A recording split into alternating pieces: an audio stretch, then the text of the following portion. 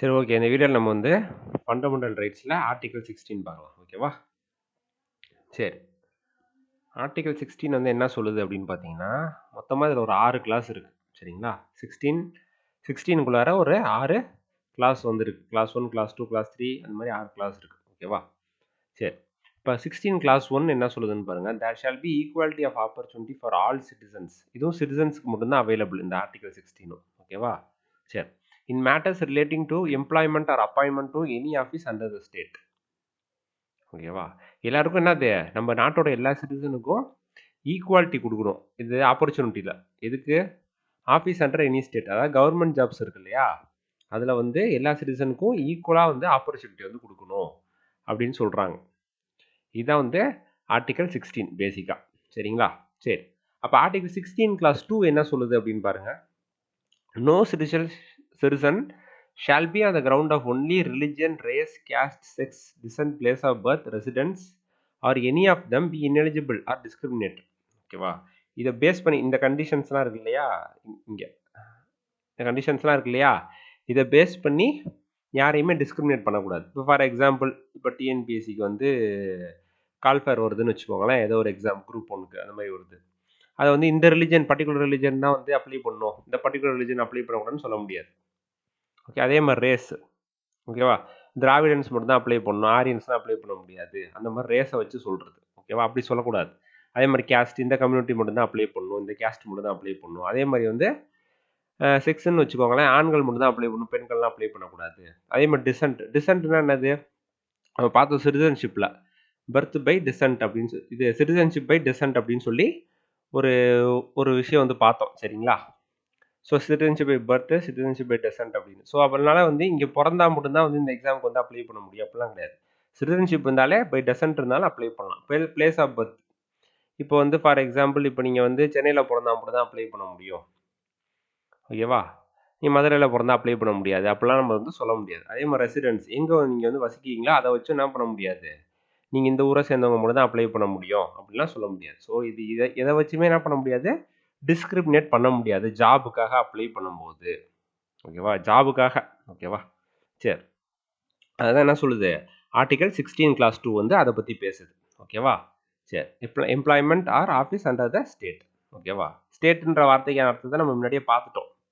சரி, அதெல்லாம் வந்து முன்னாடி வீடியோஸில் இருக்கும், பார்க்கலன்னா போய் பார்த்துருங்க. சரி, அடுத்து 16 கிளாஸ் 3. ஓகேவா? இங்கே இருந்தால் எக்ஸப்ஷன்ஸ் வந்து இந்த இந்த ஆர்டிக்கல் வந்து பார்த்தீங்கன்னா ஆர்டிகல் 15 மாதிரியே இது வந்து நாட் அப்சல்யூட்.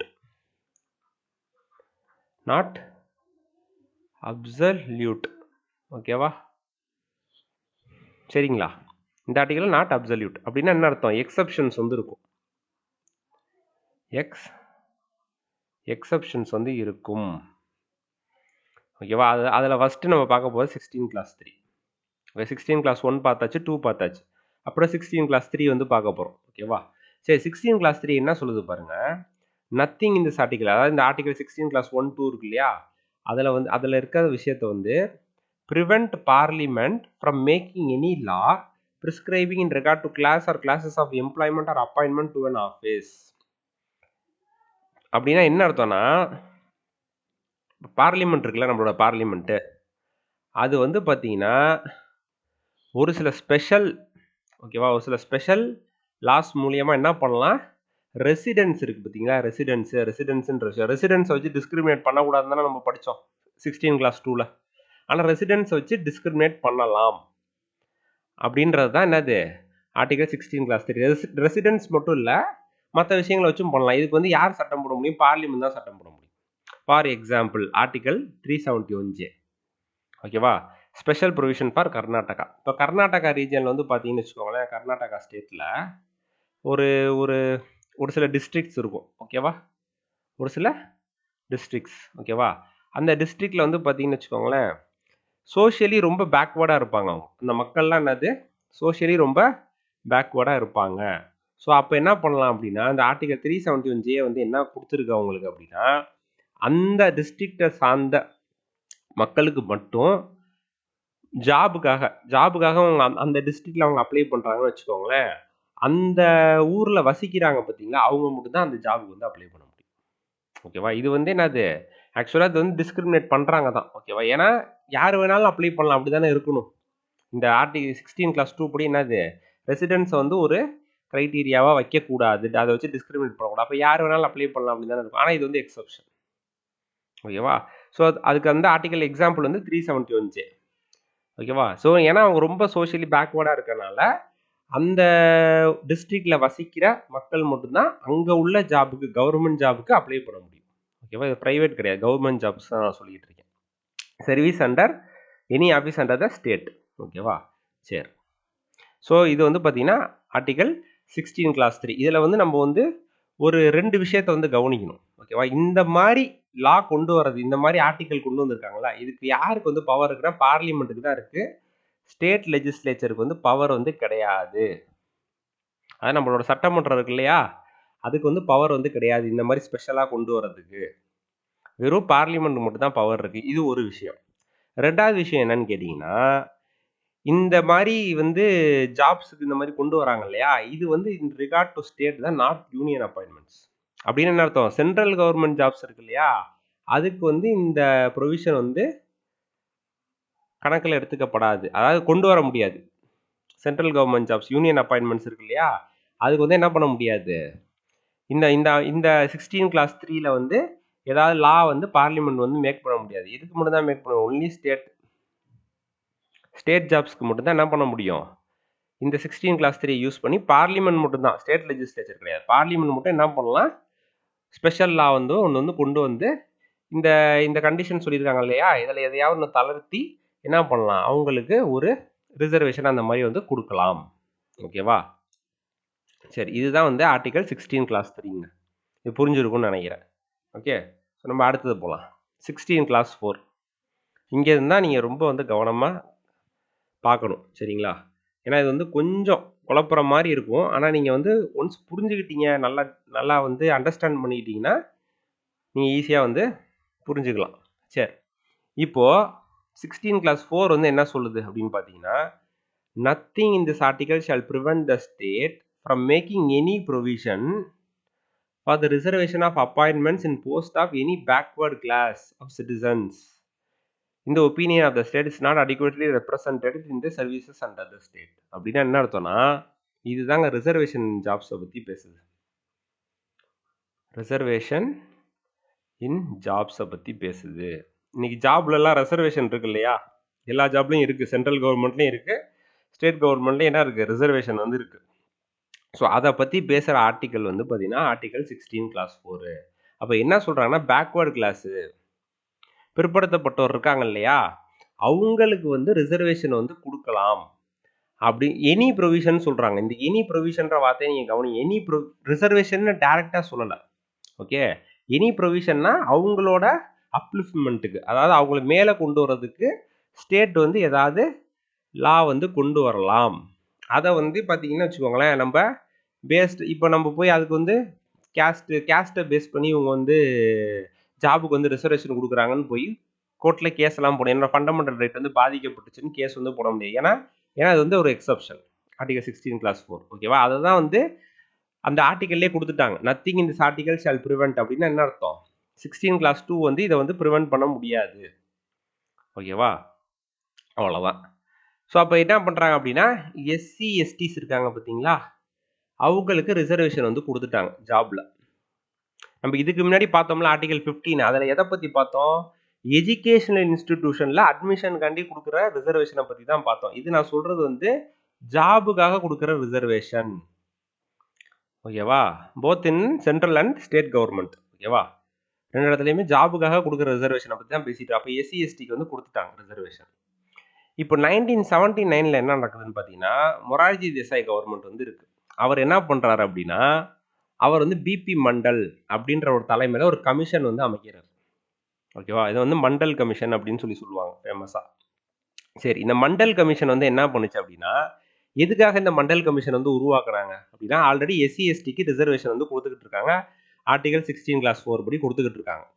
இப்போ கவர்மெண்ட் என்ன பண்ணுது அப்படின்னா, இந்த எஸ்சி எஸ்டி இல்லாம வேற யாராவது சோஷியலி எஜுகேஷனலி பேக்வேர்டு வந்து இருக்காங்களா அப்படின்னு பார்க்க சொல்றாங்க.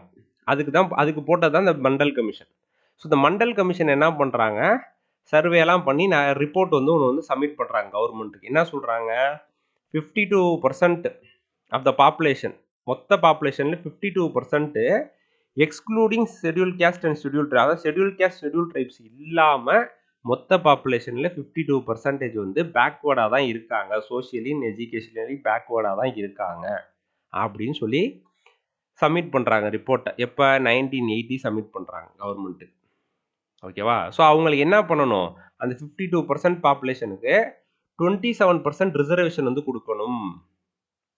ரிசர்வேஷன் இங்கே இருக்கு பாருங்க, ரிசர்வேஷன் வந்து கொடுக்கணும் அப்படின்னு சொல்லி சொல்கிறாங்க.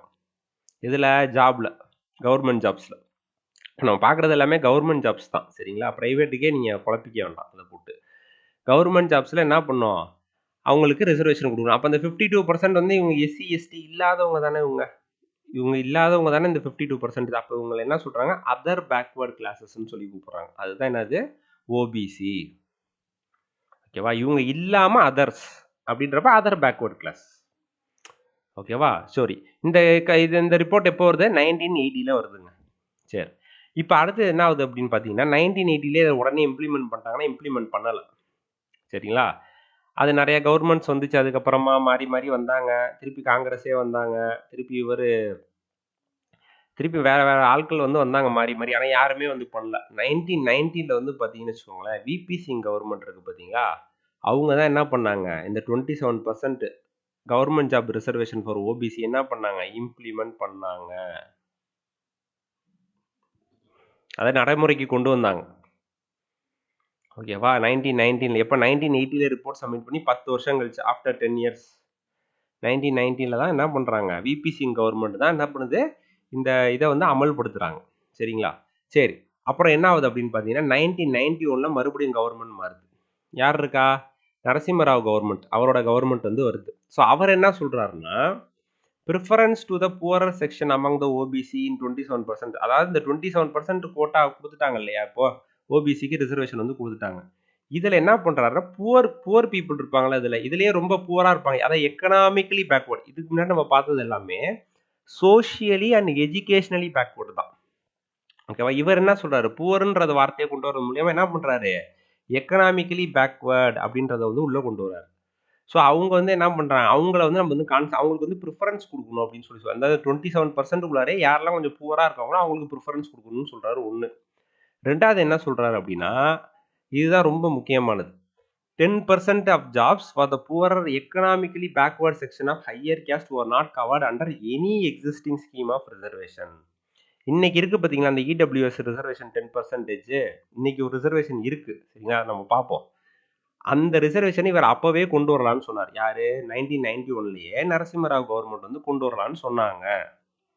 ஏன்னா இந்த 10%, ஏன்னா வந்து இப்போ பார்த்தீங்கன்னா, இப்போ எஸ்சிக்கு ரிசர்வேஷன் கிடைச்சிச்சு, எஸ்டி அவங்களுக்கு கிடைச்சிருச்சு, சரிங்களா? ஓபிசிக்கு கிடைச்சிருச்சு. மீதி இருக்கவங்க யாரு, ஜென்ரல் கேட்டகரியை சேர்ந்தவங்க தானே, ஜென்ரல் கேட்டகரியை சேர்ந்தவங்க தான். அப்போ அவங்களுக்கு எந்த ரிசர்வேஷனுமே இல்லையா? அப்போ இந்த ஜென்ரல் கேட்டகரி, இந்த 3 இல்லாம இந்த 3ஐயும் வந்து ஒமிட் பண்ணிடணும். இவங்க 3 பேரும் இல்லாம ஜென்ரல் கேட்டகரியில இருப்பாங்க இல்லையா, அவங்களுக்கு, அவங்கள யார் எக்கனாமிக்கலி வீக்கர் செக்ஷனோ அவங்களுக்கு 10% ரிசர்வேஷன் கொடுக்கணும் அப்படின்னு சொல்லி சொல்றாங்க. அப்போ இந்த 10%க்குள்ளார இந்த எஸ்சி எஸ்டி ஓபிசி எக்கனாமிக்கலி வீக்கரா இருந்தாலும் அவங்க வரமாட்டாங்க. யார் மட்டும்தான் வருவாங்க, ஜென்ரல் கேட்டகரி மட்டும்தான் வருவாங்க அப்படின்னு சொல்லி சொன்னார் 1991ல். இப்போ அடுத்த மேட்ரு கோர்ட்டுக்கு போகுது. ஓகேவா? அதான் நம்ம வந்து பார்க்க போகிறோம். என்ன case, famous case, Indra Sawhney versus Union of India 1992. இது வந்து மண்டல் கேஸ் அப்படின்னு சொல்லி சொல்லுவாங்க. ஏன்னா இது வந்து அந்த 27% ரிசர்வேஷனுக்காண்டியும் ஓபிசி ரிசர்வேஷன் இருக்குல்ல, அதையும் சேலஞ்சு பண்ணுறோம். அதை பற்றி ப்ளஸ் என்ன ஆகுது, இந்த ஆர்டிகல் 16 கிளாஸ் 4 இருக்கு பாருங்க, இதையே பேசிக்காக இந்த ஆர்டிகல் 16 கிளாஸ் 4 என்ன பண்ணாங்க, சேலஞ்சு பண்ணாங்க. அது போக என்ன பண்ணாங்க, இந்த 1991 நரசிம்மராவ் கவர்மெண்ட் கொண்டு வந்தாங்க இல்லையா, இந்த 10%, இந்த சொன்ன இல்லையா 10% ரிசர்வேஷனு, இதை வந்து இதெல்லாம் என்ன பண்ணாங்க, சேலஞ்சு பண்ணி கோர்ட்டில் வந்து கேஸ் போட்டாங்க. அதான் வந்து Indra Sawhney versus union of India, இந்த மண்டல் கேஸ் அப்படின்னு சொல்லி சொல்லுவாங்க. ஓகேவா? ஸோ இந்த கேஸில் என்ன ஃபஸ்ட்டு சொன்னாங்கன்னா, சுப்ரீம் கோர்ட்டு ஃபண்டமெண்டல் ரைட், எஃப்னா ஃபண்டமெண்டல் ரைட் இருக்கு இல்லையா, அது வந்து ஃபஸ்ட்டு வந்து ரிசர்வேஷன் இருக்கு இல்லையா, ரிசர்வேஷன் வந்து அது வந்து it is not a fundamental right, அது வந்து ரிசர்வேஷன் வந்து ஒரு ஃபண்டமெண்டல் ரைட்டே கிடையாதுன்னு சொல்லி சொன்னாங்க. ஏன் அப்படி சொன்னாங்க கோர்ட்டு அப்படின்னு கேட்டிங்கன்னா, நல்லா இங்க பாருங்க என்ன சொல்லிருக்காங்க article 16 clause 4ல nothing in this article shall prevent the state from making any provisions for the reservation of appointments in post in favor of any backward class. அப்படின்னா என்ன அர்த்தம்னா எந்த ப்ரொவிஷன் வேணாலும் கொண்டு வரலாம். அதாவது ரிசர்வேஷன் தான் கொண்டு வரணும் அப்படின்னு சொல்லல. கரெக்டா? ஏதாவது ஒரு ப்ரொவிஷன் வந்து கொண்டு வாங்க அப்படின்னு சொன்னாங்க. அதனால என்ன சொல்லிட்டாங்க இந்த கேஸ்ல அப்படின்னா ரிசர்வேஷன் வந்து ஒரு ஃபண்டமெண்டல் ரைட் வந்து கிடையாது. அதாவது எனி ப்ரொவிஷன்றதுக்குள்ளார ரிசர்வேஷன் வருது. அது ஒரு ஸ்கீமாவும் இருக்கலாம் இல்லையா? ஏதாவது ஸ்கீம்ஸ் கொண்டு வரலாம். ஓபிசிக்கு ஏற்ற மாதிரி ஏதாவது ஸ்கீம்ஸ் கொண்டு வரலாம். ஏன் ரிசர்வேஷன் தான் கொண்டு வரணுமா? ஓகேவா? ஆனா வந்து ரிசர்வேஷன் தான் பேசிக்கா வந்து அதுல வந்து சொல்லியிருக்காங்க. பட் எனி ப்ரொவிஷன்ற வார்த்தை யூஸ் பண்ணனால எது வேணாலும் பண்ணலாம் இல்லையா? அவங்களோட அப்லிஃப்ட்மெண்ட்டுக்கு எது வேணாலும் பண்ணலாம். அப்ப ரிசர்வேஷன் வந்து பேசிக்கா வந்து ஒரு ஃபண்டமெண்டல் ரைட் கிடையாதுன்றத சொன்னாங்க. இது நீங்க ரொம்ப வந்து போட்டு குழப்பிக்க வேணாம். ஓகேவா? இதை வந்து நீங்க சும்மா தெரிஞ்சுக்கோங்க. சரியா? சரி. Though the court has rejected the additional reservation of இப்போ வந்து பார்த்தீங்கன்னு வச்சுக்கோங்களேன், இப்போ நம்ம சொன்னாங்கல்ல சேலஞ்ச் பண்ண இந்த 10% ரிசர்வேஷன். அப்போ அதுக்கு என்ன சொல்றாங்கன்னு பாருங்க court. Though the court has rejected the additional reservation of 10% for poorer section of higher caste. இதை வந்து என்ன சொல்லிட்டாங்க? இது அன்கான்ஸ்டிடியூஷனல் அப்படின்னு சொல்லிட்டாங்க. ரிஜெக்ட் பண்ணிட்டாங்க இந்த ரிசர்வேஷன். 10% கொடுத்தாங்களே யாருக்கு? இந்த ஜென்ரல் கேட்டகரியில் அதாவது எஸ்சி எஸ்டி ஓபிசி இல்லாமல் உள்ளவங்களுக்கு எக்கனாமிக்லி வீக்கர் செக்ஷன் யாரோ அவங்களுக்கு 10% ரிசர்வேஷன் அப்படின்னு சொன்னோம் இல்லையா? அது வந்து ரிஜெக்ட் பண்ணிட்டாங்க. அது வந்து கான்ஸ்டியூஷனல் கிடையாது, அது அன்கான்ஸ்டியூஷனல், அது வேலிட் கிடையாதுன்னு சொல்லிட்டாங்க. ஆனால் அந்த 27% ரிசர்வேஷன் ஓபிசிக்கு கொண்டு வந்தாங்க இல்லையா? அந்த மண்டல் கமிஷன் ரிப்போர்ட் படி அது வந்து பார்த்தீங்கன்னா அதை அப்ஹெல்டு பண்ணிட்டாங்க. அப்ஹெல்டுன்னா அது ஓகே அப்படின்ட்டாங்க. ஆனால் சில சர்டன் கண்டிஷன்ஸ் பேஸ் பண்ணி அது என்ன சர்டன் கண்டிஷன் பார்த்தீங்கன்னா advanced section among the OBC, the creamy layer should be excluded from the list of beneficiaries for reservation. அப்போ நம்ம ஓபிசியில் வந்து நம்ம போன ஆர்டிகல் 15லேயே பார்த்தோம் க்ரீமி லேயர்னு ஒருத்தவங்க இருப்பாங்க, நான் க்ரீமி லேயர்னு ஒருத்தவங்க இருப்பாங்க. கரெக்டாக க்ரீமி லேயர்னா ஓபிசிலேயே ஓபிசிக்குள்ளாரே கொஞ்சம் வசதியாக கொஞ்சம் நல்லா இருக்கும், சோஷியலி எஜுகேஷ்னலி கொஞ்சம் நல்லா இருப்பாங்க இல்லையா? அவங்களாம் வந்து க்ரீமி லேயரில் வந்துடுவாங்க. அதுலேயே கஷ்டப்படுறாங்க இல்லையா? அவங்களாம் நான் க்ரீமி லேயர். அப்போ இந்த ஓபிசியில் உள்ள க்ரீமி லேயருக்கு வந்து இந்த ரிசர்வேஷன் வந்து இந்த ஓபிசியில் ஒரு 27% ரிசர்வேஷன் கொடுத்தாங்க இல்லையா? இது வந்து என்னது க்ரீமி லேயருக்கு அப்ளை ஆகாது, நான் க்ரீமி லேயருக்கு மட்டும்தான் இது அப்ளை ஆகும். ஓகேவா? அப்போ இந்த ஓபிசியில் க்ரீமி லேயராக இருக்கவங்க என்னவா கன்சிடர் பண்ணிக்குவாங்க? ஜென்ரல் கேட்டகரி மாதிரி தான் அவங்க கன்சிடர் ஆவாங்க, ஓபிசியாக இருந்தாலும் கூட. ஓகேவா? ஸோ இது ஒரு கண்டிஷன் வந்து சொன்னாங்க. ஓகேவா? இந்த ஓபிசி க்ரீமி லேயர்னா என்னது, நான் க்ரீமி லேயர்னா நான் போன வீடியோலே சொல்லிட்டேன். அதே தான் இங்கேயும் ஆர்டிகல் 15லேயே வந்து சொல்லிட்டேன். நான் போன வீடியோவில் பார்க்கும்போதே அதுக்கான கண்டிஷன்ஸ்லாம் ஒரு சில கண்டிஷன்ஸ்லாம் இருக்குது. சரிங்களா? அது கான்ஸ்டியூஷனல் போஸ்ட் இருக்கக்கூடாது, அந்த மாதிரி ஒரு சில கண்டிஷன்லாம் நான் போன வீடியோவில் சொல்லிட்டேன். உங்களுக்கு அது வந்து யார் ஓபிசி க்ரீமி யார் ஓபிசி நான் க்ரீமி லேயர்னா அதுக்கு ஒரு சில கண்டிஷன் இருக்குது. அதை நீங்கள் வந்து போன வீடியோ வந்து பார்த்தீங்கன்னா உங்களுக்கு அது புரியும். சரிங்களா? இடபிள்யூஎஸ் அங்கேயே சொல்லிட்டேன். இடபிள்யூஎஸ்னா எக்கனாமிக்லி வீக்கர் செக்ஷன் யார் அப்படின்றதே அங்கேயே சொல்லிட்டேன். ஸோ அது ரெண்டுமே நீங்கள் போன வீடியோ வந்து ரெஃபர் பண்ணிக்கோங்க. சரி, இது ஒன்று சொன்னாங்க. ரெண்டாவது என்ன சொன்னாங்க? No reservation in promotions. அது இப்போ ஜாப் வந்து கொடுக்கறதுக்கு ரிசர்வேஷன் கொண்டு வந்துட்டீங்க, ஜாப்ல இருந்து அடுத்து ப்ரொமோஷன் ஆகிறதுக்கு ரிசர்வேஷன் வந்து கொடுக்கக்கூடாது அப்படின்னு சொன்னாங்க. No reservation in promotion. அப்படி ஏதாவது ரிசர்வேஷன் இருந்துச்சு அப்படின்னா அப் டு 1997 வரைக்கும் தான் அந்த ரிசர்வேஷன் வந்து இருக்கும். 5 இயர்ஸ் தான். அது இப்போ 1992 தானே இந்த கேஸ் நடக்குது. அப்போ 5 இயர்ஸ்னா அந்த 1997 வரைக்கும் தான் அந்த ரிசர்வேஷன் வந்து இருக்கும். அதுக்கப்புறமேட்டு அந்த ரிசர்வேஷன் வந்து இருக்காது. எதுல? ஜாப்ல உள்ள வந்ததுக்கு அப்புறம் அடுத்து ப்ரொமோஷன்ல போறாங்க இல்லையா? அதுக்கான ரிசர்வேஷனை பத்தி பேசுறாங்க. ஜாபுக்குள்ளார வர்றதுக்கான ரிசர்வேஷன் இல்லை. ஓகேவா? சரி, அடுத்து பாருங்க. Total reserved quota should not exceed 50% excepted in some extraordinary cases, extraordinary situations. ஓகேவா? அப்போ டோட்டலாக வந்து 50%க்கு மேலே வந்து இருக்கக்கூடாதுங்க. ஓகேவா? இது வந்து ஒன்று வந்து சொன்னாங்க. 50%க்கு மேலே என்ன பண்ணக்கூடாது? இருக்கக்கூடாது. ஓகேவா? ஸோ அப்போ எப்படி இருந்துச்சு அப்படின்னு வந்து பார்த்தீங்கன்னா இப்போ வந்து பார்த்தீங்கன்னா ஃபார் எக்ஸாம்பிள் உங்களுக்கு சொல்லணும்னா இங்கே சொல்கிறேன். 15%, 7.5%, 27% இருந்துச்சு. ஓகேவா? சொல்கிறது புரியுதா உங்களுக்கு? ஸோ இது எல்லாத்தையும் சேர்த்திங்கன்னா எவ்வளோ வரும்? 49.5 வரும். அப்போ 50% எக்ஸீட் ஆகலையா? 50%க்குள்ளார தானே இருக்குது மொத்தமாக. ஓகேவா? இது எல்லாத்தையும் ஆட் பண்ணிங்கன்னா என்ன வரும்? 49.5% வரும். அப்போ 50%க்குள்ளார வந்து இருக்கணும் அப்படின்னு சொன்னாங்க. இதான் வந்து 50%. அன்லஸ் சம் எக்ஸ்ட்ராடினரி சிச்சுவேஷன்ல 50% தாண்டலாம் அப்படின்னு அதையும் சொல்லிட்டாங்க. ஓகேவா? சரி, இது எல்லாமே எதில் சொல்றாங்க? இந்த Indra Sawhney versus union of India Mandal கேஸ்ல வந்து சொல்றாங்க. சரிங்களா? The carry forward rule in case of unfilled backlog vacancies is valid, but it should not violate 50% rule. இது என்னங்க அர்த்தம்? இது என்ன அர்த்தம்னா, இப்போ ஃபார் எக்ஸாம்பிள் இப்போ வந்து யூபிஎஸ்சி எடுத்துக்குவோமே. யூபிஎஸ்சியில் ஒரு 500 வேகன்சி வருதுங்க. ஓகேவா? இப்போ வந்து பார்த்தீங்கன்னா இல்லை 250 வேகன்சி வந்து பார்த்தீங்கன்னா அன்ரிசர்வ்டு. ஓகேவா? 250 அன்ரிசர்வ்டு. சும்மா ஒரு எக்ஸாம்பிளுக்கு சொல்கிறேன் நான். ஓகேவா? 250 வேகன்சி வந்து பார்த்தீங்கன்னா ரிசர்வ்டு கேட்டகரியில் 250 வேகன்சி, இது அன்ரிசர்வ்லேயும் இருக்குது. இப்போ இதில் 250மே வந்து என்ன பண்ணிட்டாங்க, ஆள் எடுத்துட்டாங்க. எக்ஸாம் வச்சு ஆள் எடுத்துட்டாங்க. இதில் 250 இருக்குல்ல ரிசர்வ்டு கேட்டகரியில், இதில் ஃபார் எக்ஸாம்பிள் ஒரு 50 போஸ்ட். ஓகேவா? ஃபில் பண்ண முடியல அவங்களால.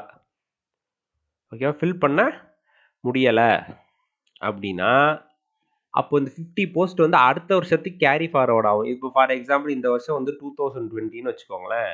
இப்போ 2021 திருப்பி எக்ஸாம் நடக்கும் இல்லையா? அந்த எக்ஸாமுக்கு இந்த போஸ்ட் வந்து கேரி ஃபார்வர்ட் ஆகும். இதுதான் கேரி ஃபார்வர்ட். ஓகேவா? அப்போ என்ன சொன்னாங்க அப்படின்னா, கேரி ஃபார்வர்டு வந்து பண்ணலாம். ஆனால் அது என்ன பண்ணக்கூடாது? அன்ஃபில்டுன்னா என்னது? இப்போ நான் சொன்னேன் இல்லையா 50% வந்து பேக்லாக் இருக்குது. அந்த பேக்லாக் என்ன பண்ணால் அடுத்த வருஷத்துக்கு எடுத்துகிட்டு போகலாம். But it should not violate the 50% rule. அப்படின்னா என்ன அர்த்தம்னா, இப்போ அடுத்த வருஷம் வந்து பார்த்தீங்கன்னா மறுபடியும் வேகன்சி வரும் இல்லையா? அப்போ இந்த 50 அதோட சேரும்போது இந்த 50% வந்து தாண்டக்கூடாது. ரிசர்வேஷன் வந்து 50% வந்து தாண்டக்கூடாது அப்படின்னு சொன்னாங்க. ஓகேவா? புரியுதா உங்களுக்கு? இதை வந்து அடுத்த வருஷம் வேகன்சியோட சேர்க்கும் போது, இப்போ ஃபார் எக்ஸாம்பிள் அடுத்த வருஷம் வந்து பார்த்தீங்கன்னு வச்சுக்கோங்களேன், மறுபடியும் ஒரு 500 வேகன்சி இருக்குன்னு வச்சுக்கோங்களேன். இந்த வேகன்சியை சேர்க்கும்போது இப்போ 300 இது 300 அப்படின்ற மாதிரி ஆயிரும். கரெக்டா? ஓகே, இது 250 அப்படின்ற மாதிரி இருந்துச்சுன்னா இது வந்து இதோட கிரேட்டரா வந்து இருக்கக்கூடாது. ரிசர்வ் வேகன்சி வந்து பார்த்தீங்கன்னா 300 ஆயிடுச்சு இல்லையா? இது 200 அப்படின்னு இருக்குன்னு வச்சுக்கோங்களேன். ஓகேவா? இதுக்கு 250, இதுக்கு 250. அதாவது இப்போ ஃபார் எக்ஸாம்பிள் இப்போ ரிசர்வ்டுக்கு 250, அன்ரிசர்வ்டுக்கு 250. இதை சேர்க்கும் போது என்ன ஆயிருது? 300 ஆயிருச்சு. ஓகேவா? அப்போ இது என்ன ஆயிருது? 50%க்கு மேலே போயிருது இல்லையா? இது 250னே இருக்கும். இது 250 ப்ளஸ் போன வருஷம் ஒரு 50 ஆட் பண்ணீங்கன்னு வச்சுக்கோங்களேன். எவ்வளவு? 300 ஆயிருதா? இப்போ 300னா என்ன ஆயிருது? 50%க்கு மேலே போயிருதா? அப்போ இந்த மாதிரி போகக்கூடாது. புரியுதா நான் உங்களுக்கு சொல்றது? ஸோ அவ்வளோதான். 50% ரூல் வந்து பார்த்தீங்கன்னா ஃபாலோ பண்ணணும் அப்படின்னு சொன்னாங்க. Does not violate the 50% rule. 50%க்குள்ளார தான் இருக்கணும் ரிசர்வேஷன். ஓகேவா? கேரி ஃபார்வர்ட் ஆனாலும். அடுத்து permanent statutory body should be established to examine complaints of over inclusion and under inclusion in list of OBCs. Over இன்க்ளூஷன்னா என்னது? அவங்க வந்து ஓபிசிலே வரமாட்டாங்க. ஆனால் அவங்களை ஓபிசியில் கொண்டு வந்து வைக்கிறது. அண்டர் இன்க்ளூஷன்னா என்னது? ஒருத்தர் ஓபிசியில் வருவாங்க. ஆனால் அவங்க ஓபிசியில் உள்ளார வந்து வைக்கிறது இல்லை. இதெல்லாம் வந்து பார்க்கணும். இதுக்கெல்லாம் என்ன பண்ணாங்க? ஒரு ஸ்டாச்சுட்டரி பாடி வந்து உருவாக்கணும் அப்படின்னு சொன்னாங்க. இது எல்லாமே எதெல்லாம் சொல்றாங்க? இந்த Indra Sawhney versus union of India 1992 கேஸ்ல வந்து சொல்றாங்க. சரிங்களா? சரி, இப்போ இது முடிஞ்சிச்சா? இப்போ இது கேஸ்ல சொன்ன மாதிரி என்ன பண்றாங்க? அடுத்து ராம்நந்தன் கமிட்டின்னு ஒரு கமிட்டி போடுறாங்க. யாரு? To identify the creamy layer among the OBCs. முன்னாடி சொன்னோம் இல்லையா கிரீமி லேயர், நான் கிரீமி லேயர். அப்போ யார் கிரீமி லேயர்னு கண்டுபிடிக்கணும்ல, அதுக்கு அப்பாயின்ட் பண்ண கமிட்டி பேர் ராம்நந்தன் கமிட்டி. அவர் ரிப்போர்ட்டை வந்து 1993 சப்மிட் பண்ணாங்க. அதை அக்செப்ட் பண்ணிக்கிட்டாங்க. அடுத்தது நேஷனல் கமிஷன் ஃபார் பேக்வர்ட் கிளாஸஸ்னு ஒன்று உருவாக்குறாங்க. ஃபர்ஸ்ட் இது வந்து ஒரு ஸ்டாச்சுட்டரி பாடியாக தான் உருவாக்குறாங்க. ஸ்டாச்சுட்டரி பாடினா ஜஸ்ட் ஒரு லா பாஸ் பண்ணி கொண்டு வருவாங்க. பார்லிமெண்ட்ல ஒரு லா பாஸ் பண்ணி கொண்டு வருவாங்க. அதான் வந்து ஸ்டாச்சுட்டரி பாடி. ஓகேவா? எப்போ 1993 இது எல்லாமே இந்த 1992 கேஸில் சொன்னதை வச்சு இதெல்லாம் வந்துகிட்டு இருக்கு. ஓகேவா? அதோட விளைவுகள் தான் அதெல்லாம். சரி, லேட்டர் 102 102வது சட்ட திருத்தத்தில் என்ன பண்ணாங்க? 2018ல் என்ன பண்ணாங்க? இது கான்ஸ்டிடியூஷனல் ஸ்டேட்டஸ் வந்து கொடுத்துட்டாங்க இந்த பாடிக்கு. ஃபர்ஸ்ட் ஸ்டாச்சுட்டரியா இருந்ததை கான்ஸ்டிடியூஷனல் பாடி ஆக்கிட்டாங்க. அதுக்கு ஆர்டிகல் 338B அப்படின்னு ஒன்று கொண்டு வராங்க. அவ்வளோதான். சரிங்களா? இவ்வளோதாங்க ஆர்டிகல் 16 கிளாஸ் 4. ஓகேவா? புரியுதா உங்களுக்கு இது? சரி, அடுத்தது 16(4)A. ஓகேவா? 16(4)A எதுக்கு கொண்டு வராங்க? அதாவது 16(4)க்குள்ளாரே மறுபடியும் ஒரு திருத்தம். 16(4)க்குள்ளாரையே 16(4) கிளாஸ் 4 இப்போ பார்த்தோமா, அதுக்குள்ளாரே மறுபடியும் ஒரு திருத்தம். ஏன் திருத்தம் பண்ணுறாங்க அப்படின்னா, இது வந்து எப்போ வருதுன்னு கேட்டிங்கன்னா 77th அமெண்ட்மெண்ட் ஆக்ட் 1995ல் வருது. எது? இந்த 16 கிளாஸ் 4Aவை உள்ளே வந்து சேர்க்குறாங்க. நம்ம கான்ஸ்டியூஷனில் ஆர்டிகல் 16க்குள்ளார கொண்டு வந்து சேர்க்குறாங்க. எதுக்காக இது கொண்டு வந்தாங்க அப்படின்னு பார்த்தீங்கன்னா என்ன சொன்னாங்க, ப்ரொமோஷனில் வந்து ரிசர்வேஷன் வந்து இருக்கக்கூடாது அப்படின்னு சொல்லி சொன்னாங்களா? இதில் இந்திரா ஷானி கேஸில் என்ன சொன்னாங்க, நோ ரிசர்வேஷன் இன் ப்ரொமோஷன்ஸ். இதை வந்து தூக்குறதுக்காண்டி கொண்டு வந்தாங்க. இங்கே பாருங்க, நத்திங் இந்த article shall prevent the state from making any provision for reservation of class in post and services under the favor of scheduled caste and in the opinion are not adequately represented in the services under the state. அப்படின்னா என்ன அர்த்தம்னா, promotions இருக்கு இல்லையா, ப்ரொமோஷன்ஸுக்கு வந்து பார்த்தீங்கன்னா ப்ரொமோஷன்ஸில் reservation கொண்டு வரலாம். ஏன்னா கோர்ட் என்ன சொல்லிட்டாங்க 1992ல் ப்ரொமோஷனில் ரிசர்வேஷன் கிடையாதுன்ட்டாங்க. அப்போ எப்படியாவது நம்ம ப்ரொமோஷன்லேயே ரிசர்வேஷன் கொண்டு வரணும்னா என்ன பண்ணணும், நம்ம கான்ஸ்டியூஷனை அமெண்ட்மெண்ட் தான் பண்ணி ஆகணும், சட்டத்திருத்தம் தான் பண்ணி ஆகணும். அதுக்கு தான் 16(4)ன்னு ஒரு ஆர்டிக்கல் வந்து உள்ளே வந்து கொண்டு வராங்க. எப்போ 77th அமெண்ட்மெண்ட் ஆக்ட் 1995ல் கொண்டு வராங்க. ஓகேவா? ஆனால் என்ன பண்ணுறாங்க, அடிக்குவேட்லி ரெப்ரசன்டடான்னு பார்க்க சொல்கிறாங்க. ஃபார் எக்ஸாம்பிள் வந்து இப்போ வந்து பார்த்தீங்கன்னு வச்சுக்கோங்களேன், இப்போ ஏன் இது வந்து ப்ரொமோஷன்ஸில் வந்து நம்ம வந்து ரிசர்வேஷன் ஃபஸ்ட்டு கொடுக்கணும், அதான் உள்ள ஜாபுக்கு கொடுத்துட்டோம், ப்ரொமோஷன்லேயும் எதுக்கு ரிசர்வேஷன் அப்படின்னு கேட்டிங்கன்னா, இப்போ ஃபார் எக்ஸாம்பிள் ஒரு பேச்சுக்கு சொல்கிறேன், இப்போ வந்து ஒரு ஆஃபீஸில் வந்து ஒரு ஹையர் ஆஃபீஸர் வந்து ஒரு அப்பர் கேஸ்ட்டை சேர்ந்தவராக இருக்காருன்னு வச்சுக்கோங்க. அவர் கீழே வேலை பார்க்குற ஆஃபீஸர் வந்து கொஞ்சம், அது so called upper caste lower கேஸ்ட்டாக நம்மளா சொசைட்டியில் உருவாக்குனது தான். ஸோ அதை வச்சு நான் சொல்கிறேன். ஓகேவா? ஸோ அவர் வந்து கொஞ்சம் லோவர் கேஸ்ட்லேருந்து வந்தவராக இருப்பார், இல்லை பேக்வேர்டு கேஸ்ட்லேருந்து வந்தவராக இருக்காருன்னு வச்சுக்கோங்களேன். இப்போ இவர் என்ன பண்ணுவார், இந்த கேஸ்ட்டை வச்சு மேபி கேஸ்ட்டை வச்சு என்ன பண்ணலாம், அவருக்கு வந்து ப்ரொமோஷன் கொடுக்காம தடுக்க முடியுமா அவரால், இந்த ஹையர் ஆஃபீஸரால்? ஏன்னா அவர் கேஸ்ட்டை சேர்ந்தவர் இல்லை அவர் வந்து பேக்வேர்டு கேஸ்ட்டு, ஏதோ அவங்களுக்குள்ளார ஒரு பிரச்சனை இருக்கலாம் இல்லையா, கேஸ்ட் பேஸ்டாக. ஸோ அதனால தான் என்ன பண்ணாங்க, ப்ரொமோஷன்லேயே ரிசர்வேஷன் கொண்டு வரணும் அப்படின்னு சொல்லி சொன்னதான் ஆர்டிகல் 16(4)A. ஓகேவா? இதுக்கு மறுபடியும் என்னாச்சு, மறுபடியும் மேட்டர் வந்து கோர்ட்டுக்கு போச்சு. M Nagaraj versus union of India 2006. ஓகேவா? இவங்க என்ன பண்ணுறாங்க, ஆர்டிகல் 16(4)A என்ன பண்ணுறாரு இவர், இது வந்து வேலிடா அப்படின்னு சொல்லி கேட்குறாரு. ஏன்னா ப்ரொமோஷன்ஸ் வந்து கொடுக்கக்கூடாதுன்னு சொல்லி இந்திரா ஷாவனி கேஸில் வந்து சொன்னாங்க இல்லையா, நோ ரிசர்வேஷன் இன் ப்ரொமோஷன்ஸ். ஜாப்ல ரிசர்வேஷன் கொடுக்கலாம், ப்ரொமோஷனுக்கு ரிசர்வேஷன் கிடையாது. அப்போ எப்படி வந்து ரிசர்வேஷன், இப்போ எப்படி இந்த ஆர்டிகல் 16(4)A வந்து கொண்டு வந்தாங்க, இது வந்து அன்கான்ஸ்டிடியூஷனல் அப்படின்னு சொல்லி கேஸ் போட்டாங்க. பட் சுப்ரீம் கோர்ட் என்ன சொல்லிடுச்சுன்னா, இல்லை இந்த ஆர்டிகல் 16(4)A வந்து அக்செப்டட் தான் அப்படின்னு சொல்லி, அதுக்கு தான் இந்த விஷயம் நான் சொன்னேன். இப்போ ப்ரொமோஷனில் ஏன் ரிசர்வேஷன் கொண்டு வரணும் அப்படின்னா, இந்த ஒரு பிரச்சனை இருக்குது. சரி, அதனால அது ஓகே தான் சொல்லிட்டாங்க. ஆனால் என்ன சொன்னாங்க சுப்ரீம் கோர்ட்னா, அதுக்கு வந்து பார்த்தீங்கன்னா அவங்க வந்து உண்மையிலுமே வந்து இப்போ ஃபார் எக்ஸாம்பிள் இப்போ வந்து ஒரு பேக்வேர்டு கிளாஸ் இருக்காங்கன்னு வச்சுக்கோங்களேன். பேக்வேர்டு கிளாஸ்னால் நான் சொல்கிறது வந்து ஒரு விஷயம் இருங்க, நான் தப்பாக சொல்லிட்டேன். அந்த பேக்வேர்டு கிளாஸ்னு கூட வச்சுக்காதீங்க. இது வந்து பார்த்தீங்கன்னா SC/STக்கு மட்டும்தான். ஓகேவா? பேக்வேர்டு கிளாஸ் கிடையாது. இது வந்து only for SC and ST. OBCக்கு வந்து கிடையாதுங்க. அது ஓபிசிக்கு வந்து என்னது, ப்ரொமோஷனில் வந்து ரிசர்வேஷன் வந்து கிடையாது. ஓகேவா? நான் தப்பாக பேக்வேர்டு கிளாஸ்ன்னு சொல்லிட்டேன். Only for SC and STs. ஓகேவா? நான் அந்த எக்ஸாம்பிள் சொல்லும்போது பேக்வேர்டு கிளாஸ்ன்னு சொல்லிட்டேன். சாரி, நீங்கள் வந்து அதை மாற்றிக்கணும். ஓகேவா? ப்ரொமோஷனில் வந்து யாருக்கு மட்டும்தான் ரிசர்வேஷன், ஷெட்யூல் கேஸ்ட்டு ஷெட்யூல் ட்ரைப்ஸுக்கு மட்டும்தான் என்னது ரிசர்வேஷன். ஓகேவா? ஸோ அப்போ என்ன பண்ணுச்சு, அப்போ ஷெட்யூல் கேஸ்ட் ஷெட்யூல் ட்ரைப் மட்டும் ரிசர்வேஷன்றீங்களே அப்படின்னு சொல்லி கேட்டதுக்கு கோர்ட் என்ன சொல்லிட்டாங்கன்னா, ஓகே ரிசர்வேஷன் கொடுக்குறது கரெக்டு தான், பட் ஆனால் என்னது, ரிசர்வேஷன் கொடுக்கும்போது என்ன பண்ணும், இப்போ ஃபார் எக்ஸாம்பிள் இவங்க வந்து ஒரு 20% பாப்புலேஷன் ஒரு ஸ்டேட்டில் இருக்காங்கன்னு வச்சுக்கோங்களேன். ஆஃபீஸர் லெவலில் வந்து பார்த்தீங்கன்னா வெறும் 2% தான் இருக்காங்க SC/ST பாப்புலேஷனை சேர்ந்தவங்க.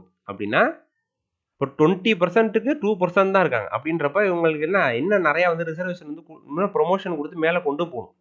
அப்போ தான் என்னது, இந்த 2%ன்றது என்ன ஆகும், 4% ஆகும், 5% ஆகும். ஓகேவா? இந்த பாப்புலேஷனுக்கு ஈக்குவலாக வரும். அதான் வந்து அடிக்குவேட்லி ரெப்ரசன்டட். ஓகேவா? அதை வந்து நம்ம வந்து பார்க்கணும் அப்படின்னு சொல்லி சொன்னாங்க. ஓகேவா? இன்னொன்று வந்து என்னது, அவங்க வந்து சோஷியலி அண்ட் எஜுகேஷனலி பேக்வேர்டு தான் அப்படின்றத ப்ரூவ் பண்ணிக்கிட்டே இருக்கணும். அப்பப்போ யார், SC/STs பேக்வேர்ட் அப்படின்றத ப்ரூவ் பண்ணிக்கிட்டே இருக்கணும். இந்த பாயிண்ட்ஸ் எல்லாம் வந்து இருந்துச்சு அப்படின்னா என்ன பண்ணலாம், SC/STக்கு நீங்கள் ப்ரொமோஷனில் ரிசர்வேஷன் கொடுக்குறது கரெக்டு தான் அப்படின்னு சொல்லி என்ன பண்ணாங்க, SC வந்து அப்ஹெல்டு பண்ணிட்டாங்க. அப்ஹெல்டுன்னா என்னது, ஓகே நீங்கள் கொண்டு வந்தது ஓகே தான் அப்படின்னு சொல்கிறது தான் அப்ஹெல்ட். நம்ம ஏற்கனவே பார்த்தோம் இல்லையா, M Nagaraj versus Union of India. இதில் வந்து பார்த்தீங்கன்னா ப்ரொமோஷனில் ரிசர்வேஷன் வந்து only for SC and STs. சரியா? நான் பேக்வேர்டு கிளாஸ்ன்னு சொல்லிட்டேன், அதை மறந்துடுங்க அந்த வார்த்தையை. ஓகேவா? தப்பாக சொல்லிட்டேன். SC and STஸ்க்கு மட்டும்தான். ஓகேவா? OBCக்கு கிடையாது. OBCக்கு வந்து ஒன்லி ஜாப்ல மட்டும்தான் ரிசர்வேஷன். ஓகேவா. ப்ரொமோஷன்ஸில் ரிசர்வேஷன் கிடையாது இப்பயும். ஓகேவா. சரி, அடுத்தது பாருங்க 16(4)A தான். இன்னொரு கேஸ் இருந்துச்சு, Mukesh Kumar vs state of Uttarakhand அப்படின்னு சொல்லிட்டு. ஓகேவா. ஸோ இந்த கேஸில் என்ன ஆச்சு அப்படின்னு பார்த்தீங்கன்னா, உத்தராகண்ட் கவர்மெண்ட் வந்து ஜாபுக்கு வந்து ஒன்று நோட்டிஃபிகேஷன் விட்டாங்க. விடும்போது என்ன ஆயிடுச்சு அப்படின்னா, ப்ரொமோஷனில் வந்து ரிசர்வேஷனே கிடையாது அப்படின்னு சொல்லி விட்டாங்க. நோ ரிசர்வேஷன் ப்ரொமோஷன் அப்படின்னு. உடனே என்ன பண்ணிட்டாங்க, எஸ்சி எஸ்டிக்கு ரிசர்வேஷன் இருக்குல்ல, அது எப்படி கொடுக்காம இருக்க முடியும் அப்படின்னு சொல்லி ஒரு கேஸ் வந்து கோர்ட்டுக்கு போச்சு. அதான் Mukesh Kumar vs state of Uttarakhand. உடனே உத்தராகண்ட் ஹைகோர்ட் என்ன சொல்லுச்சு, ஆமாம் நீங்கள் வந்து சொல்லுங்க எப்படி வந்து அடிக்குவேட்லி ரெப்ரசன்டட் இல்லை, சோஷியலி எஜுகேஷன் பேக்வர்டு தானே எஸ்சிஎஸ்சிஸ்லாம், எப்படி அந்த ப்ரொவிஷன் இருக்குமோ நீங்கள் எப்படி ரிசர்வேஷன் கொடுக்காம விட்டீங்கன்னு சொல்லிச்சு. அப்புறம் திருப்பி அது சுப்ரீம் கோர்ட்டுக்கு போச்சு கேஸ். ஓகேவா. ஸோ சுப்ரீம் கோர்ட்டில் போகும்போது இவங்க என்ன சொல்லிட்டாங்க, உத்தராகண்ட் கவர்மெண்ட் என்ன சொல்லிட்டாங்கன்னா, இப்போ இந்த ஆர்டிக்கல் வந்து பார்த்தீங்கன்னு வச்சுக்கோங்களேன். ஓகேவா. ஆர்டிக்கல் 16(4)A வந்து பார்த்தீங்கன்னா, மேக்கிங் எனி ப்ரொவிஷன் அப்படின்ற வார்த்தை தான் இருக்கு அகைன். ஓகேவா. இதுதான் நான் முன்னாடியே சொன்னேன் இல்லையா, அந்த எனி ப்ரொவிஷன்ற வார்த்தை. இந்த எனி ப்ரொவிஷன்ற வார்த்தை இருக்கனால இது வந்து ஸ்டேட்டோட டிஸ்கிரிஷன் தான். இது வந்து ஸ்டேட்டோட டிஸ்கிரிஷன் தான். இதுக்கு தான் நான் என்ன சொன்னேன், அந்த இந்திரா ஷவானி கேஸில் வந்து பார்த்தீங்கன்னா, ரிசர்வேஷன் வந்து ஃபண்டமெண்டல் ரைட் இல்லைன்னு சொல்லி சொன்னாங்க. இந்த பாயிண்ட்டை நான் இந்த கேஸுக்காக தான் சொன்னேன். ஓகேவா. Reservation is not a fundamental right. இது வந்து ஸ்டேட்டோட டிஸ்கிரிஷன் தான். ஸ்டேட்டு கொடுக்கணும்னு நினச்சா கொடுக்கலாம். ஓகேவா. ஆனால் வந்து இருக்குது ரிசர்வேஷன் வந்து நம்மளோட கான்ஸ்டியூஷன்லேயே வந்து இருக்குது. ஓகேவா. ஆனால் வந்து ஸ்டேட்டோட டிஸ்கிரிஷன் தான். ஸ்டேட் இந்த சாட்டியும் state help state from making any provision அப்படின்ற வார்த்தைனால. ஸோ அதனால் என்ன சொல்லிட்டாங்க, கொடுக்குறதும் கொடுக்காது ஸ்டேட்டோட டிஸ்கிரிஷன் தான் அப்படின்னு சொல்லி சொல்லிட்டாங்க இந்த கேஸில். Mukesh Kumar vs state of உத்தராகண்டில் சுப்ரீம் கோர்ட் வந்து அப்படி சொன்னாங்க. ஓகேவா. இது சும்மா தெரிஞ்சுக்கோங்க இந்த கேஸை. இல்லை ரொம்ப முக்கியமான கேஸ் தான் இந்த Nagaraj vs Union of India தான். இப்போ கேசஸ்லாம் நிறைய கேட்கறதுனால நம்ம கொஞ்சம் பார்க்க வேண்டியதாக இருக்குது. ஓகேவா. அப்புறம் இந்த Indra Sawhney vs Union of India Mandal case அப்படின்னு சொல்லி சொல்கிறது. இது ரெண்டையும் வந்து ரொம்ப இம்பார்ட்டண்ட்டாக பார்த்துக்கோங்க. சரி, இப்போ அடுத்து வந்து பாருங்க, இப்போ 16(4)A பார்த்தோமா, அப்புறம் அடுத்து 16(4)B. ஸோ 16(4)Bல என்னங்க சொன்னாங்க அப்படின்னா, இந்த கேரி ஃபார்வர்ட் பாலிசி இருக்கு இல்லையா. ஃபர்ஸ்ட் என்ன சொல்லியிருந்தாங்க அப்படின்னா, என்ன சொல்லியிருந்தாங்க, Indra Sawhney vs Union of India கேஸில் நம்ம முன்னாடியே பார்த்துருந்தோம். இந்த பேக்லாக் வேகன்சி வந்து அடுத்த வருஷத்துக்கு கேரி ஃபார்வர்ட் ஆகும்போது, 50ன்றது அடுத்த வருஷத்துக்கு கேரி ஃபார்வர்ட் ஆகும்போது இந்த 50% வந்து கோட்டா வந்து அது வந்து மீறி வந்து போகக்கூடாது அப்படின்னு சொல்லியிருந்தாங்க. கரெக்டா. ஆனால் அதுக்காக கொண்டு வந்த ஆர்டிகல் தான் இந்த 16(4)B. ஓகேவா. போகலாம். அது எப்படின்னா, இந்த 50ன்றதை வந்து அடுத்த வருஷம் வந்து என்ன பண்ணு, இந்த 50 நான் சொன்னேன்ல முன்னாடி, இந்த 50ன்றதை அடுத்த வருஷம் கொண்டு போகும்போது அந்த நம்ம டோட்டல் வேகன்சியோட ஆட் பண்ணுறோம். ஓகேவா. அப்படி ஆட் பண்ணக்கூடாது, இந்த 50-ஐ தனியாகவே வச்சிருக்கணும் அப்படின்னு சொன்னாங்க. ஓகேவா. அதுதான் வந்து ஆர்டிகல் என்னது. அப்போ என்ன சொல்கிறாங்க பாருங்க, vacancies to be filled up in any succeeding years. ஓகேவா. Vacancy to be filled up in any succeeding years or years such as class of vacancies shall not be considered together with the vacancies of that year. முன்னாடி நம்ம என்ன பண்ணோம், 250யோட 50-ஐ சேர்த்தோம். சேர்க்கும் போது என்ன ஆச்சு, அது 300 ஆச்சா. இப்போதான் என்ன ஆகுது, அது 50%க்கு மேலே வந்து போகுதுன்றது. இவங்க என்ன சொல்கிறாங்கன்னா, 500 வேகன்சி இருக்குன்னா 250 ரிசர்வ்டு இருக்குது, 250 அன்ரிசர்வ்டு இருக்குது, 50 வந்து பேக்லாக் இருக்குன்னா இதை கொண்டு வந்து இந்த 50-ஐ கொண்டு வந்து இந்த 250யோட சேர்க்கக்கூடாது. இது வந்து அன்ரிசர்வ்டுன்னு வச்சுக்கோங்க, இது வந்து ரிசர்வ்டு. ஓகேவா. இந்த 250-ஐ இந்த 50யோட சேர்க்கக்கூடாது, இது தனியாக தான் நம்ம ட்ரீட் பண்ணணும் அப்படின்னு சொல்கிறாங்க. அப்போ என்ன ஆகாது, 50%ன்றதை தாண்டி போகாதா. ஓகேவா. அது கொண்டு வந்த ஆர்டிகல் தான் என்னது, ஆர்டிகல் 16(4)B. ஓகேவா. இது எப்போ கொண்டு வந்தாங்க, 81st அமெண்ட்மெண்ட் ஆக்ட் 2000 வந்து கொண்டு வந்தாங்க. இதுதான் ஆர்டிகல் 16(4)B. ஓகேவா. 16(4)ல வந்த 2 பிரச்சனைனால இது என்னது, 16(4)A 16(4)Bன்னு வந்து 2 ஆர்டிகல் வந்து கொண்டு வராங்க. சரி, இப்போ அடுத்து பாருங்க 16 clause 5.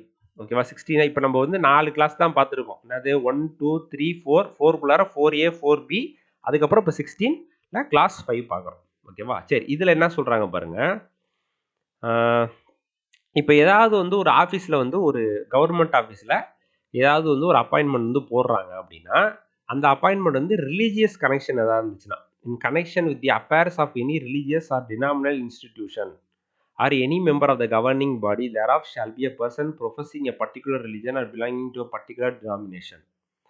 அப்படின்னா என்ன அர்த்தம்னா, இப்போ ஃபார் எக்ஸாம்பிள் நான் சொல்கிறேன்னு, சரி, திருமலா திருப்பதி தேவஸ்தானம் இருக்கு இல்லையா, டிடிடின்னு சொல்லுவாங்க. ஓகேவா. இப்போ அங்கே வந்து ஒரு ஆஃபீஸரை வந்து இப்போ அதோட அஃபேர்ஸ்க்காண்டி அதோட அட்மினிஸ்ட்ரேஷனுக்காண்டி ஒரு ஆஃபீஸரை வந்து அப்பாயின்ட் பண்ணுறாங்க. அப்பாயிண்ட் பண்ணுறாங்க அப்படின்னா, இப்போ அது வந்து என்னது, ஒரு ஹிந்து டெம்பிள் கரெக்டுங்களா, ஹிந்து ரிலிஜனை சேர்ந்தது. அப்போ அங்கே வந்து ஒரு ஹிந்து ஆஃபீஸர் வந்து அப்பாயிண்ட் பண்ணலாம். ஏன்னா அவருக்கு தான் அங்கே என்ன நடக்குதுன்னு புரியும்.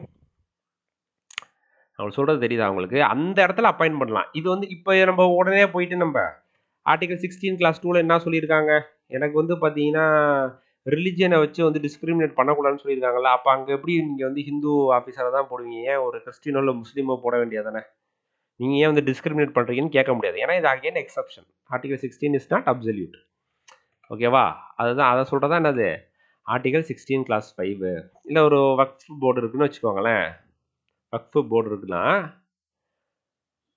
இவங்க என்னது, இந்த முஸ்லிம்ஸோட அவங்களோட அந்த மதத்தை சேர்ந்ததோட அவங்களோட ப்ரொடெக்ஷனுக்காகவும் அவங்களோட அட்மினிஸ்ட்ரேஷன் மேனேஜ்மெண்ட்டுக்காண்டி உள்ள போர்டு தான் அந்த வக்ஃப் போர்டு. ஓகேவா? இதோட இதோட அஃபேர்ஸில் வந்து ஏதாவது ஒரு ஆஃபீஸர் அப்பாயிண்ட் பண்ணணும், அந்த இடத்துல அப்பாயிண்ட் பண்ணணும், என்னது இதில் ஒரு முஸ்லீம் ஆஃபீஸர் வந்து அப்பாயிண்ட் பண்ணிக்கலாம். ஓகேவா? அந்த இடத்துல போய் நம்ம ரிலிஜன் பேஸ் பண்ணி நம்ம டிஸ்கிரிமினேட் பண்ணுறோம் அப்படின்னு சொல்லிலாம் சொல்ல முடியாது. இது வந்து எக்ஸப்ஷன். இதுதான் ஆர்டிகல் 16 கிளாஸ் 5. சரியா? சரி, அடுத்து பாருங்க ஆர்டிகல் 16 கிளாஸ் 6. இது எப்போ கொண்டு வந்தாங்கன்னா 103rd அமெண்ட்மெண்ட் ஆக்ட் 2019. இது நம்ம வந்து 15 கிளாஸ் 6ன்னு ஒரு ஆர்டிகல் பார்த்தோம் இல்லையா, அதே மாதிரி தான் இதுவும். இன்னும் அது வந்து எஜுகேஷனல் இன்ஸ்டிடியூஷனுக்கு அட்மிஷனுக்கு 10% ரிசர்வேஷனு. அதுக்கு பதிலாக இது ஜாப் 16 வந்துட்டிங்கன்னா ஜாப், அவ்வளோதான், கவர்மெண்ட் ஜாப் முடிஞ்சு போச்சு. ஓகேவா? ஸோ அப்போ 10% ரிசர்வேஷன் இன் கவர்மெண்ட்டு ஜாப்ஸு. ஓகேவா? Services in government of India. சரிங்களா? எது எக்கனாமிக்லி வீக்கர் செக்ஷன். யார் இந்த எக்கனாமிக்லி வீக்கர் செக்ஷனா போன வீடியோ பாருங்க, ஆர்டிகல் 15லேயே சொல்லியிருப்பேன் யார் எக்கனாமிக்லி வீக்கர் செக்ஷன். அதுக்கு வந்து கிரைட்டீரியா இருக்குது. ஃபார் எக்ஸாம்பிள் 8 lakhsக்குள்ளார தான் இருக்கணும் ஃபேமிலி இன்கம்மு, அப்புறம் 1000 ஸ்கொயர் ஃபீட்டு, அதெல்லாம் சொல்லியிருப்பேன். நல்லா லேண்ட் இருக்கக்கூடாது, லேண்டு பிளாட் இருக்கக்கூடாது. ஓகேவா? அந்த மாதிரி. சரியா? சரி, இப்போ இதையும் அகைன் என்ன பண்ணாங்க, கொண்டு போய் கோர்ட்டில் வந்து கேஸ் போட்டாங்க. ஓகேவா? எப்படி வந்து நீங்கள் வந்து நம்ம கான்ஸ்டியூஷனில் என்ன சொல்லியிருக்கு, சோஷியலி அண்ட் எஜுகேஷனலி பேக்வேர்டு தானே, அண்ட் எஜுகேஷனலி பேக்வேர்ட் அவங்களுக்கு தானே நீங்கள் வந்து ரிசர்வேஷன் வந்து ப்ரொவைட் பண்ணணும் அப்படின்னு சொல்லியிருக்கு இல்லையா? ரிசர்வேஷன் மீன்ஸ் ஏதாவது எனி ப்ரொவிஷன் அவங்களோட அப்லிஃப்ட்மெண்ட்டுக்கு ஏதாவது கொண்டு வரணும். சரியா? அப்போது நீங்கள் எப்படி வந்து எக்கனாமிக்கலி பேக்வேர்டுக்கு நீங்கள் எப்படி வந்து கொண்டு வந்தீங்க, எக்கனாமிக்கலி பேக்வேர்டுன்ற வார்த்தையை மென்ஷன் ஆகலையே அப்படின்னு சொல்லி Janhit Abhiyan versus union of India 2023 ஒரு கேஸ் வந்து நடந்துச்சு. ஓகேவா? இது இந்த 103rd அமெண்ட்மெண்ட் ஆக்ட் 2019 இருக்குல்ல, அதை சேலஞ்ச் பண்ணாங்க கோர்ட்டில். ஓகேவா? அதில் வந்து 3 விஷயம் போட்டாங்க. எக்ஸ்க்ளூடிங், அதாவது இப்போ இதில் ஆல்ரெடி நம்ம பார்த்தோம் இல்லையா, எக்ஸ்க்ளூடிங் புவர் தானே கொடுத்துருந்தாங்க. எக்ஸ்க்ளூடிங் இதை வந்து நம்ம வந்து நரசிம்மராவ் கேஸ்லேயே பார்த்தோம், அதே விஷயம் தான் இங்கேயும். சரிங்களா? இது வந்து இப்போ 2019 வந்து 1991 வந்துச்சு. அதை வந்து என்ன பண்ணிடுச்சு சுப்ரீம் கோர்ட்டு, இது இல்லைன்னு சொல்லிருச்சு, கான்ஸ்டியூஷன் இல்லை, அதை ரிஜெக்ட் பண்ணிடுச்சு அந்த ப்ரொவிஷன். சரிங்களா? ஆனால் அப்போ கொண்டு வந்தது வந்து பார்த்தீங்கன்னா 1991 நரசிம்மராவ் கொண்டு வந்தார்ல, அது வந்து ஒரு கவர்மெண்ட் ஆர்டரில் தான் கொண்டு வர்றாரு. ஜியோ கவர்மெண்ட் ஆர்டர் மூலியமாக தான் கொண்டு வராரு. ஆனால் இவங்க என்ன பண்ணிட்டாங்க, கான்ஸ்டியூஷன் அமெண்ட்மெண்ட் ஆக்ட் படியாக கொண்டு வராங்க 2019 வர்றது. இது ரெண்டுக்கும் டிஃப்ரென்ஸ் இருக்குது. ஓகேவா? கான்ஸ்டியூஷனே அமெண்ட் பண்ணிட்டாங்க இவங்க. சரியா? சரி, அப்போ excluding poor from SC ST and OBC categories, இது எப்படி நீங்கள் வந்து இவங்களை மட்டும் எக்ஸ்க்ளூட் பண்ணுவீங்க அப்படின்னு சொல்லி கேட்டாங்க. அதுக்கு சுப்ரீம் கோர்ட் என்ன சொன்னாங்கன்னா, இவங்களை எக்ஸ்க்ளூட் பண்ணலாம் உங்களுக்கு டபுள் ரிசர்வேஷன் ஆயிரும். எப்படி டபுள் ரிசர்வேஷன் ஆகும், எப்படி டபுள் ரிசர்வேஷன் ஆகும் அப்படின்னு கேட்டிங்கன்னா, ஆல்ரெடி எஸ்சி எஸ்டிக்கு ஓபிசிக்கு ரிசர்வேஷன் இருக்குது. நம்ம முன்னாடியே பார்த்தோம் இல்லையா, அந்த 15%. ஓகே, அதெல்லாம் பார்த்தோம்.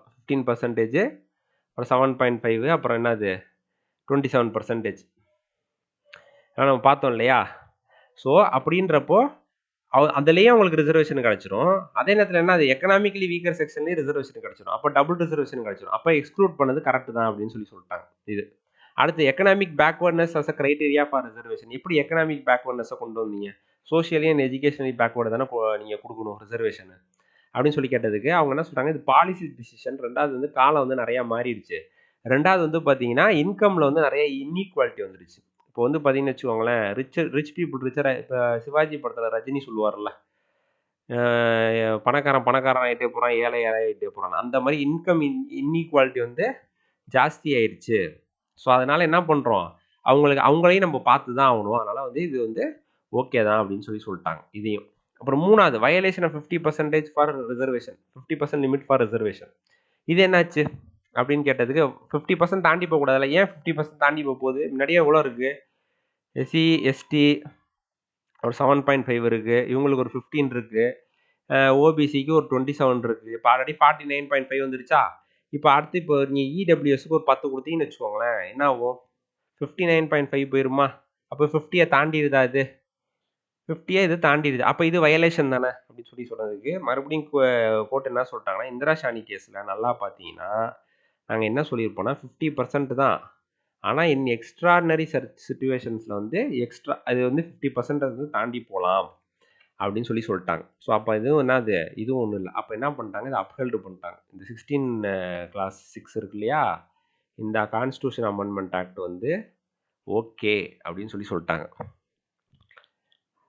ஓகேவா? புரியுதா? இந்த கேசஸ்லாம் கொஞ்சம் ஞாபகம் வச்சுக்கோங்க, ஏன்னா கேட்குறாங்க இப்போ எக்ஸாமில். ஓகேவா? ஸோ நீங்கள் அப்படியே கதை மாதிரி இதை அப்படியே படிச்சிட்டிங்கன்னா கேசஸும் அப்படியே மைண்டில் நின்றும். நீங்கள் தனியாலாம் மனப்பாடம் பண்ண வேண்டாம். ஓகேவா? புரியாமல் படிச்சிங்கன்னா தான் எல்லாத்தையும் கொஞ்சம் மனப்பாடம் பண்ணிக்கிட்டு இருக்கணும். சரியா? ஸோ அவ்வளோதான். சரி, இப்போ நம்ம தமிழ்நாட்டில் என்ன கதை அதை மட்டும் பார்த்துருவோம். பார்த்துட்டோம்னா இந்த ஆர்டிகல் முடிஞ்சிச்சு. தமிழ்நாடு ரிசர்வேஷன் பாலிசி இருக்கு இல்லையா, இந்த தமிழ்நாடு ரிசர்வேஷன் பாலிசியில் வந்து பார்த்தீங்கன்னா நம்ம வந்து பார்த்தீங்கன்னா 69% வச்சுருக்கோம். ஓகேவா? இது வந்து 50 தான் சொன்னாங்க அவங்க, ஆனால் நம்ம 69% வச்சுருக்கோம். சரியா? எப்படி 69% பார்த்தீங்கன்னா ஓபிசிஸுக்கு வந்து பார்த்தீங்கன்னா ஓபிசிலே 2 இருக்குது. ஓபிசியில் வந்து பார்த்தீங்கன்னா 26.5, ஓபிசி முஸ்லீமுக்கு 3.5. இது சும்மா பார்த்துக்கோங்க. எம்பிசிக்கு வந்து ஒரு 20 இருக்குது. ஷெட்யூல் கேஸ்ட், ஷெட்யூல் ட்ரைப்ஸ் இதெல்லாம் சேர்த்து ஷெட்யூல் கேஸ்ட் சேர்த்து ஒரு 18 இருக்குது. அதில் வந்து பார்த்தீங்கன்னா ஷெட்யூல் கேஸ்ட்டுக்கு ஒரு 15, அருந்ததியர்ஸ்க்கு ஒரு 3, இது ஒரு 1. ஓகேவா?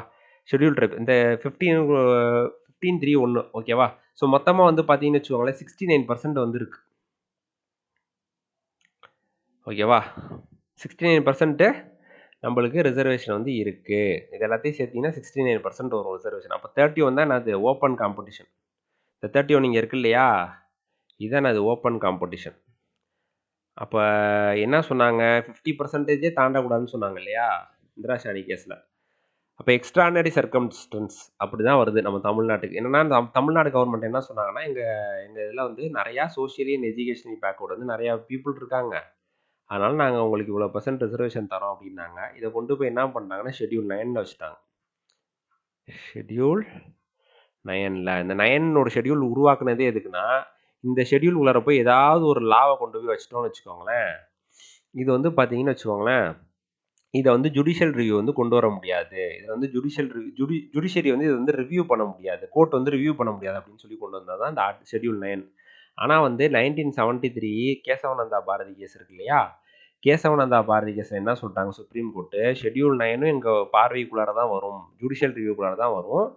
ஆனால் நாங்கள் என்ன பண்ணுவோம் அதில் அப்படின்னா, அதில் உள்ள லாஸ் வந்து ஏதாவது வந்து பேசிக் ஸ்ட்ரக்சரை வந்து வயலேட் பண்ணுச்சு, பேசிக் ஸ்ட்ரக்சர் இல்லை பேசிக் ஃபியூச்சர்ஸ்னு சொல்லலாம். ஓகேவா? அதை வயலேட் பண்ணுச்சுன்னா நாங்கள் என்ன பண்ணுவோம், அதை வந்து அன்கான்ஸ்டியூஷனல் சொல்லுவோம். மற்றபடி அது ஃபண்டமெண்டல், மற்றபடி அது ரைட்ஸ், மற்ற ரைட்ஸ் இருக்கு இல்லையா, மற்ற ரைட்ஸ் அது வந்து வயலேட் பண்ணுச்சு அப்படின்னா நாங்கள் அதை பெருசாக கண்டுக்க மாட்டோம் அப்படின்னு சொல்லிட்டாங்க.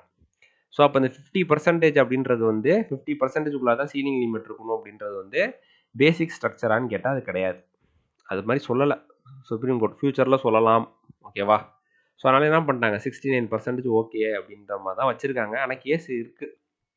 ஓகே, சப்போஸ் ஃபியூச்சரில் வந்து சொல்லிட்டாங்க அப்படின்னா இதை குறைச்சி தான் ஆகணும், ரிசர்வேஷனை நம்ம ஊரில் வந்து குறைச்சி தான் ஆகணும். இப்போதைக்கு ஷெட்யூல் 9ல் இருக்குது 69% வந்து ரிசர்வேஷன் வந்து நம்ம தமிழ்நாட்டில் வந்து இருக்குது. அவ்வளோதான், இதை தெரிஞ்சுக்கோங்க. ஓகேவா? இவ்வளோ தான் விஷயம். சரியா? ஸோ எல்லாத்தையும் சேர்த்திங்கன்னா என்ன வருது, 69% வந்து வருது. 30, 20, 18, 1. ஓகேவா? ஸோ அவ்வளோதாங்க, இதான் வந்து ரிசர்வேஷன். ஓகேவா? இது போக என்னது, இதுக்குள்ளார வந்து பார்த்தீங்கன்னா இப்போ இந்த விமனு அந்த இதெல்லாம் வந்து உள்ளார வந்து வரும். அதாவது இந்த டெஸ்டிடியூட் விடோ, ஓகேவா, இதெல்லாம் வந்து ஹாரிசான்டல் ரிசர்வேஷன் சொல்லி சொல்லுவாங்க. நம்ம அதுக்குள்ளார ரொம்ப டீப்பாலாம் போக வேண்டாம், அது வந்து இந்த வெர்டிக்கலுக்குள்ளாரே வரது. ஓகேவா? சரி, அவ்வளோதான். இதில் வந்து இன்னொரு பாயிண்ட் வந்து நம்ம சொல்லணும் அப்படின்னா, இங்கே பாருங்கள், இந்த 16 கிளாஸ் 2ல் ஒன்லி அந்த grounds of religion, race, caste, sex, descent, place of birth, residence இதை வச்சு மட்டும் தான் டிஸ்கிரிமினேட் பண்ணக்கூடாது. ஆனால் அதுக்குமே எக்ஸப்ஷன் நம்ம பார்த்தோம் இல்லையா? சரி, இப்போ இது இல்லாமல் வேற வச்சு டிஸ்கிரிமினேட் பண்ணலாமா? For example age. இப்போ ஒரு சில எக்ஸாமுக்குலாம் ஏஜ், இப்போ பேங்க் எக்ஸாமுக்குலாம் ஏஜ் ஒரு 30, 33யோட முடிஞ்சிடும் மேக்ஸிமம். இப்போ நான் 40 ஏஜில் போய் எழுதணும் அப்படின்னா எழுத முடியாது. அப்போ என்ன பண்ண அங்கே போயிட்டு நான் என்ன பண்ண முடியாது, என்னை வந்து அக்செப்ட் பண்ணிக்க மாட்டாங்கன்னு சொல்ல முடியாது. ஏன்னா ஏஜ் வச்சு என்ன பண்ணலாம், நம்ம டிஸ்கிரிமினேட் பண்ணலாம் ஜாபுக்கு. அதே மாதிரி மெரிட்டு, எக்ஸாம் பாஸ் பண்ணல எனக்கு வேலை கொடுன்னு நம்ம போய் நிற்க முடியுமா? எக்ஸாமே பாஸ் பண்ணல, அப்புறம் எப்படி வேலை கொடுன்னு நீங்கள் போய் நிற்கிறீங்க? அப்புறம் குவாலிஃபிகேஷன், ஒரு சில எக்ஸாமுக்கு என்னது டிகிரி தான் முடிக்கணும் அப்படின்னுவாங்க. ஒரு சில எக்ஸாமுக்கு என்னது 10th போதும். இதெல்லாம் பேஸ் பண்ணி என்ன பண்ணலாம், ஜாபுக்கு, கவர்மெண்ட் ஜாபுக்கு ஸ்டேட் வந்து டிஸ்கிரிமினேட் பண்ணலாம். ஓகேவா? இதை பேஸ் பண்ணி தான் பண்ணக்கூடாது. Religion, race, caste, sex, descent, place of birth, residence. ஓகேவா? அதுக்குமே எக்ஸப்ஷன் நம்ம வந்து பார்த்தாச்சு. ஓகேவா? இதாங்க ஆர்டிகல் 16. கொஞ்சம் பெரிய ஆர்டிகல் தான். பட் நீங்கள் கொஞ்சம் ஒரு தடவை பார்த்தீங்கன்னா, ஒரு தடவைக்கு 2 தடவை கூட பாருங்கள். பார்த்தீங்கன்னா அது உங்களுக்கு வந்து புரிஞ்சிடும். சரியா? ஸோ அவ்வளோதான். இந்த வீடியோ உங்களுக்கு பிடிச்சிருந்துச்சுன்னா லைக் பண்ணுங்கள், உங்கள் ஃப்ரெண்ட்ஸோட ஷேர் பண்ணுங்கள், நம்ம சேனலுக்கு சப்ஸ்கிரைப் பண்ணுங்கள். தேங்க்யூ.